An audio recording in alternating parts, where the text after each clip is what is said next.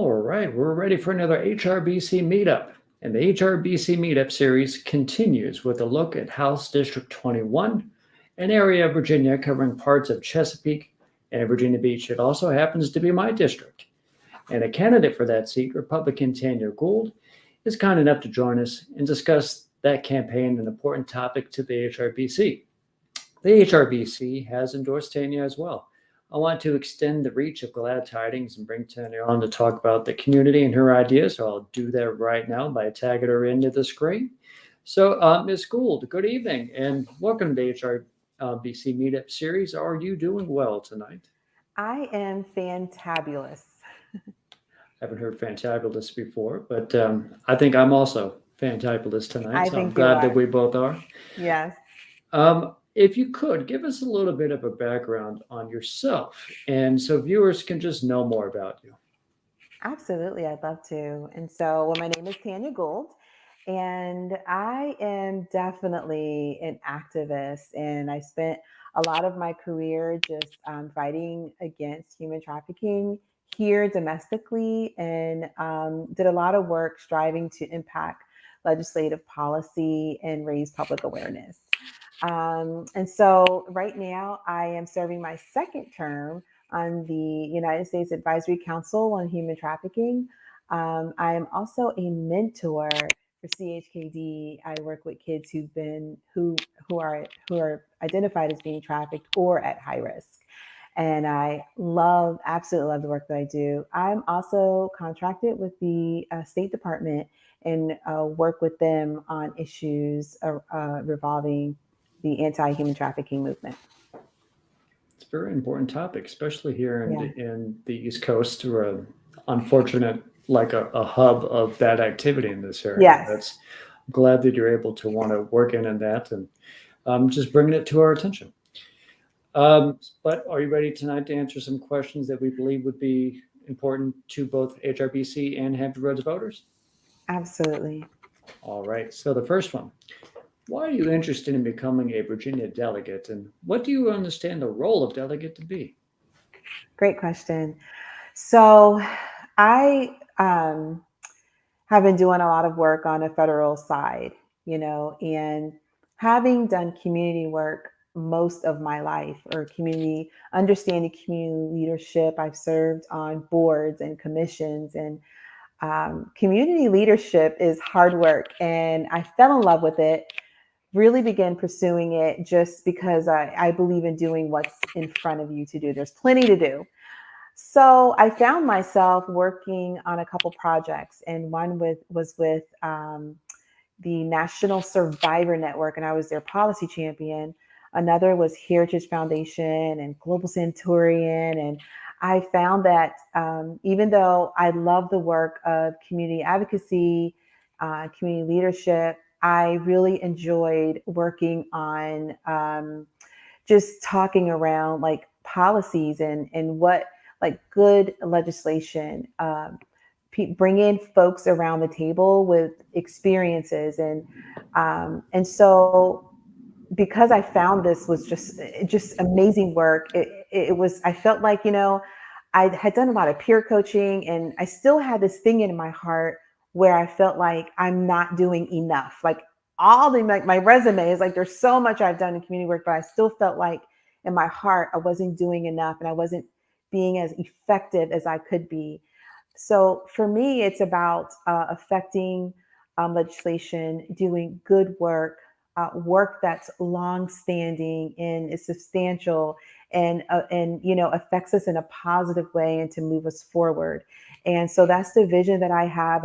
My vision is about working together across aisles. That is really important if we intend to move forward. I'm not a fan of, a lot of the polarizing themes and ideas. I can't do that. That keeps us paralyzed if we keep our sides, right, and never come to the middle to work together. So for me, the role of the delegate is about representation, is about representing my constituents. And I've had practice doing that, and not just practice doing that, but I've done it on hard topics, on tough issues, things that people don't want to talk about when we're talking about, child sex trafficking, Mhm. right? And we're having conversations about healthy families and or unhealthy communities, vulnerable populations, and these. And so that's what I want to do. I want to begin to gravitate or help facilitate, if I can, bringing us all to the middle so we can Mhm. actually move forward. And not just for myself, right? I've seen it happen on anti-human trafficking issues, right? I've seen folks across the aisle work together on those Mhm. issues, but I always say, we talk about the children of tomorrow, but we are the children of yesterday, right? Here we are.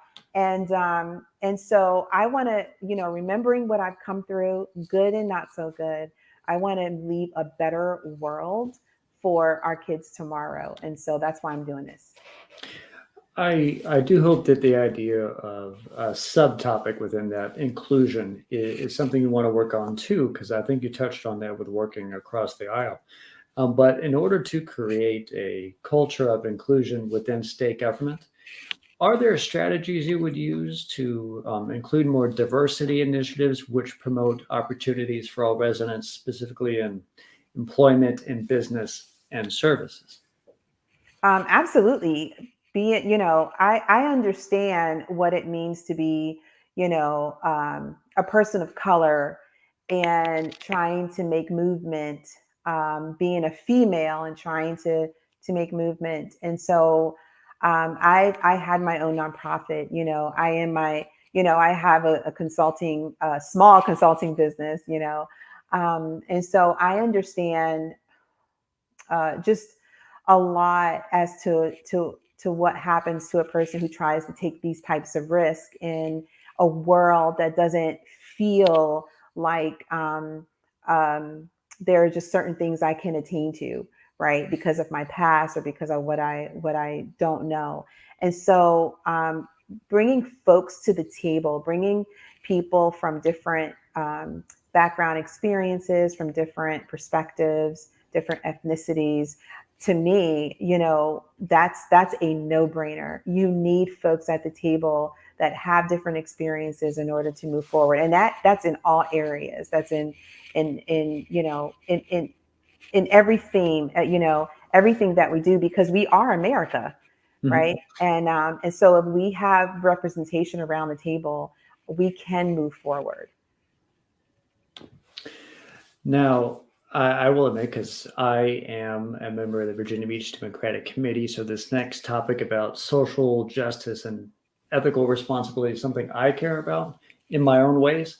I want to explore your ways. So, public officials should, I think, reconsider their role about ethical responsibility and advocating for social justice. So, I want to know, should you become a delegate, what role will you play in supporting racial and social justice? In supporting racial, well, I just like I said before, it's for me, it's what I do, it's what I've done. I've always advocated for not just myself but folks with different perspectives to be at the table. And so we don't I'm never going to pretend that I know everything. And what I can't do, because I don't like people doing this for me, I don't like when people come up with ideas and programming and concepts that say it includes me, but you didn't ask me, right? Or you didn't ask women, or you didn't ask people of color, you didn't ask, people who were you're making policy around, and you didn't have a focus group, you didn't, really find out what people need. And so I have always been an advocate of that, creating space for myself at a table, because sometimes you have to do that. People sometimes don't recognize that, oh, we're missing a type of person or a perspective here. And so that's just, so for me, it's about it's about meeting community leaders, right? Because you have to understand that I don't know everything, and it's not my job to know everything, but it is my job to listen. And I think that's what happens. I think people who are in these positions, they forget to listen to the people that they represent. So I don't represent just a one type of person or Mhm. one type of idea. It is my job to represent the entire district, the entire 21st district. And so it's up to me to use my leadership, management skills, my listening skills to listen to everyone, and then to use, to use what I've learned, use that skill of listening to come up with an idea where everyone could feel like they have buy-in, because the constituents, they are the stakeholders. They voted for the person to take the seat to listen to them and to hear them out. And so sending out letters, showing up to places, making sure you're approachable. Those are all important to make sure that the community you serve understand who you are and can reach you so that your voice is being heard. And so that's what I want in a delegate. And Mhm. that is definitely the way that I intend to hold the seat should I win. Now, the Hampton Roads Black Caucus itself has about 4 pillars that we really focus on as a group, and 2 of them happen to include business and economics related to growth in the community. So, this next question would be about how important Black-owned business is to yourself, and how would you support local Black-owned business economic growth as a delegate? I truly believe, and I say this all the time. Everyone has their story, and everyone wants the American dream. And what that means to me is, it doesn't matter where you come from, but whatever you dream, you should be able to attain that. And what I love about the American spirit is being able to say, "Hey, I want to start a business." I believe, at my core, that is what makes America America. Anybody can start a business and be successful. However, I do believe that our state can do a better job with incentivizing or supporting small businesses, especially businesses who are people of color. And so anything that I can do to help support that, that's definitely a priority for me. I want to make sure that I'm meeting with business owners, all people of color, to come to the table and to give their ideas and to support them, because if anything, it's just hard, right, to live, especially in Yeah. today. It's like, but when you're an entrepreneur, you are thinking 1,000 things a minute, right? So be able to have think tanks, or just, incentivizing in ways where some things are low cost, and we're cutting some costs to help make it easier for Black businesses. I think it's a no-brainer. I think all people should have a part of this American dream, especially if it has to do with having your own business.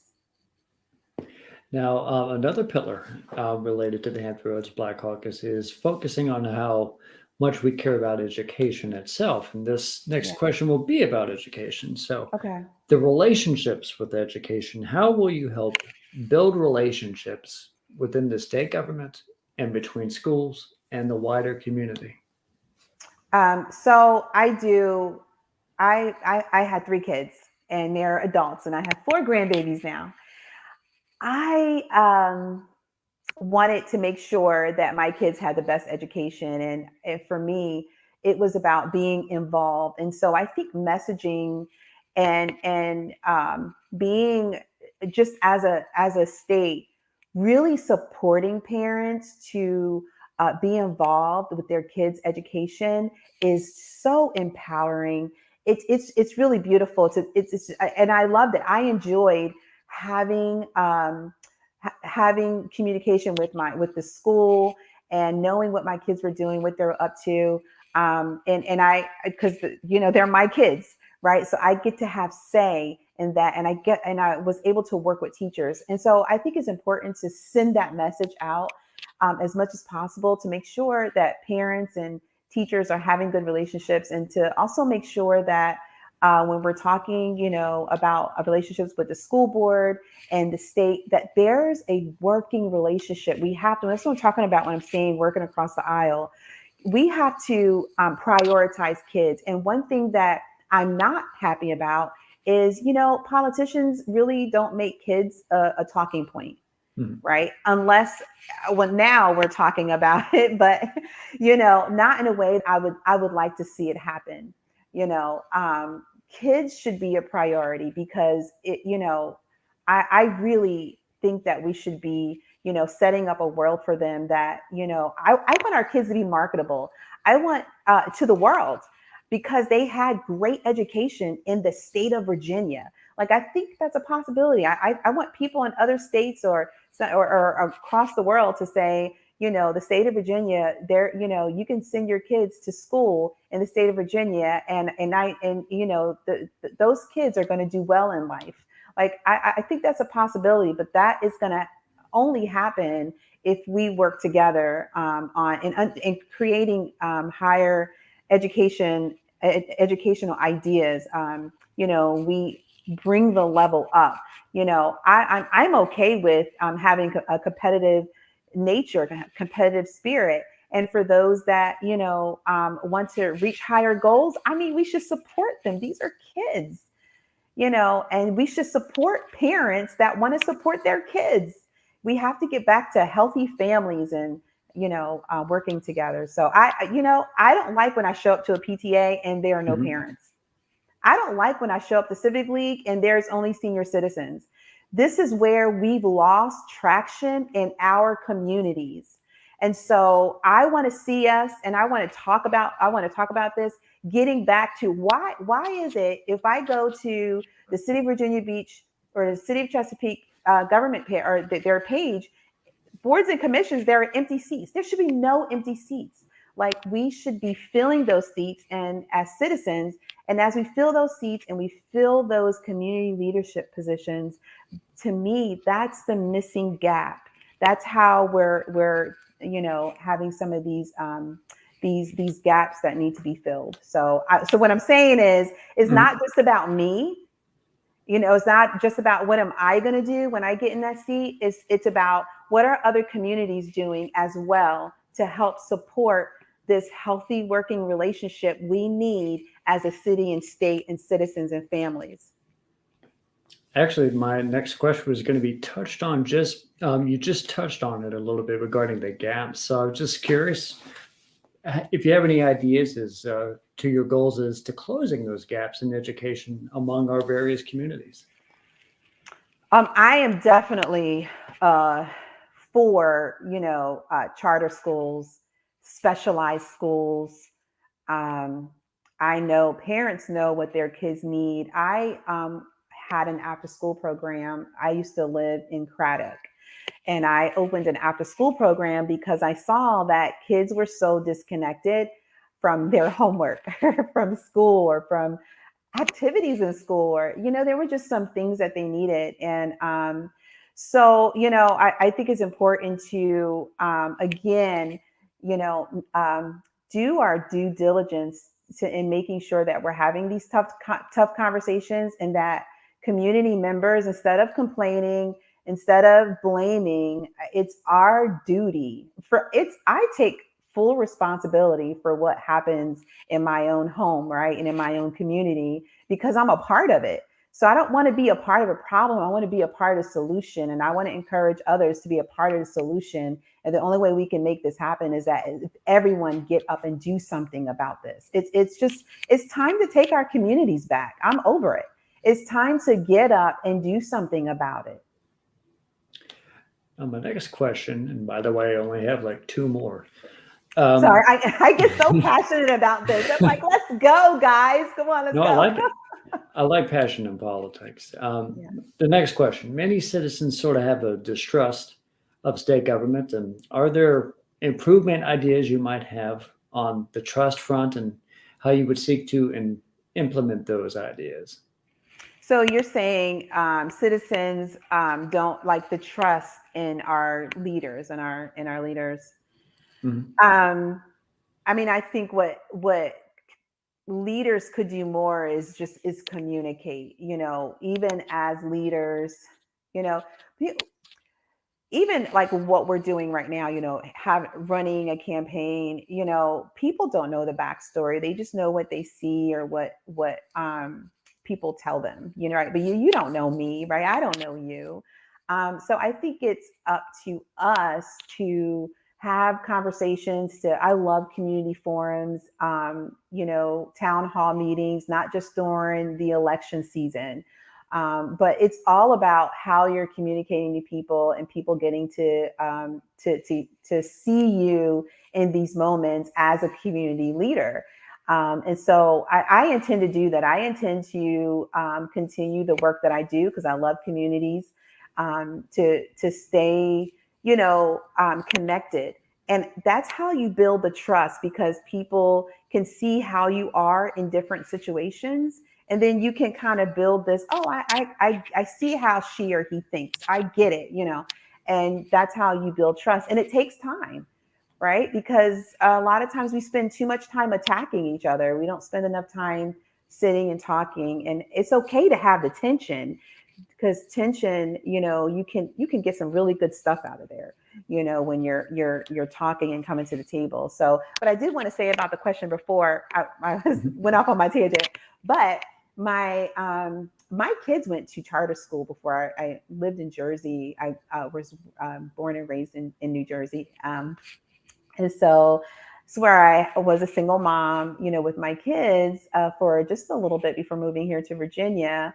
But they went to a charter school, and it was beautiful. They, where the teachers stay with the kids for a longer amount of time. There's this really great connection with parents and teachers. And I enjoyed that. I also homeschooled, for a little bit, because I knew that's what my kids needed, something at different times in their life. And I wanted to be able to make sure that I was being a good parent as much as I could, and to also make sure that they were getting academically everything they needed to succeed.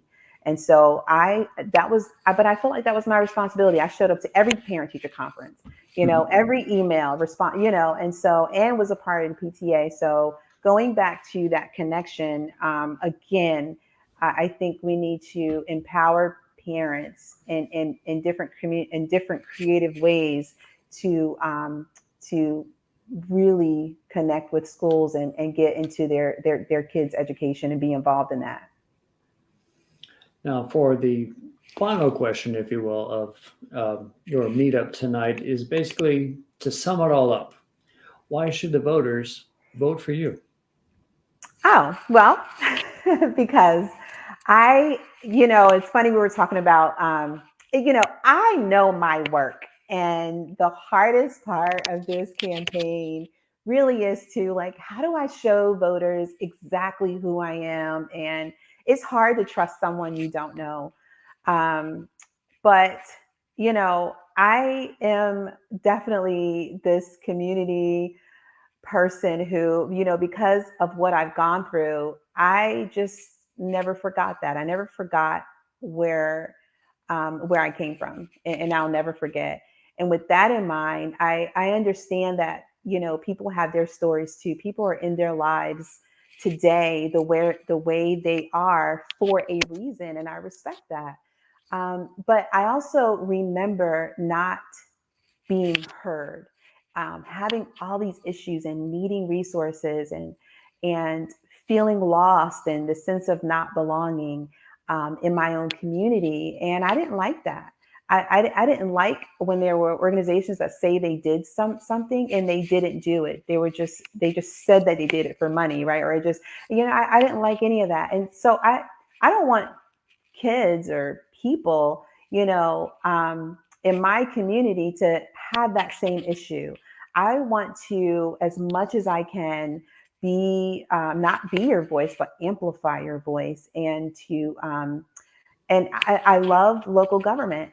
And so, I think that you need someone in this position who understands how to connect to the people that they represent, and to represent them, with a genuine heart, and as much as you can. And so that's who I am to my core. And I know a lot of people say, well, when you get in that position, you're going to change. And my response is, I feel like I'm really serious when I say this. when I think about the best thing I've ever done in life besides, having a family and my beautiful kids and my grandbabies, right? I remember being in Cameroon in Africa and sitting in an orphanage and holding a baby that doesn't get held. Like, to me, that's a high title, right? That's who I am. I want to serve, people in a way that makes them feel like they belong and that they matter. And so that's why I think people should vote for me.